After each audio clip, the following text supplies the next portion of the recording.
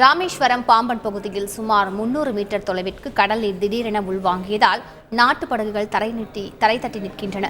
கூடுதல் தகவல்களை செய்தியாளர் விஸ்வநாதன் கேட்போம். விஸ்வநாதன், வணக்கம். இதற்கு என்ன காரணமாக சொல்லப்படுகிறது? விஸ்வநாதன், முழு விவரங்கள் என்ன? வணக்கம்.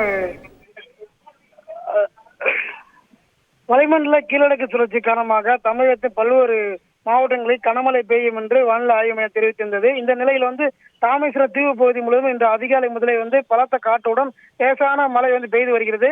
இந்த நிலையில பாம்பன் பகுதியில் கடல் நீரானது சுமார் 300 மீட்டர் உள்வாங்கியுள்ளது. இதனால் கடலுக்குள் இருந்த பாசி பறந்த பாறைகள், கடலோ உயிரினமான கடல் பசுகள் உண்டு வாழக்கூடிய கடல் புழுக்கள் உள்ளிட்டவை வெளியே தெரிகின்றன. எனக்கு திடீரென கடல் நீரான உள்வாங்கினால் அப்பகுதியில் நிறுத்தி வைத்திருந்த நாட்டு படகுகள் தரை தட்டி நிற்கிறது.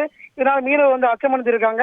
இதுக்கு என்ன காரணம் என்று நம்ம கடல்வார் ஆராய்ச்சியாளர் தொடர்பு கொண்டு கேட்டபோது காலநிலை மாற்றம் காரணமாக கடல் நீரானது உள்வாங்கியுள்ளது. சிறு நேரத்தில் இயல்புநிலைக்கு திரும்பி தெரிவித்திருக்காங்க. இதனால மீனவர் யாரும் அச்சப்பட தேவையில்லை என தெரிவித்திருக்காங்க. நன்றி விஸ்வநாதன். செய்திகளை உடனுக்குடன் தெரிந்து கொள்ள உடனே சப்ஸ்கிரைப் பண்ணுங்க.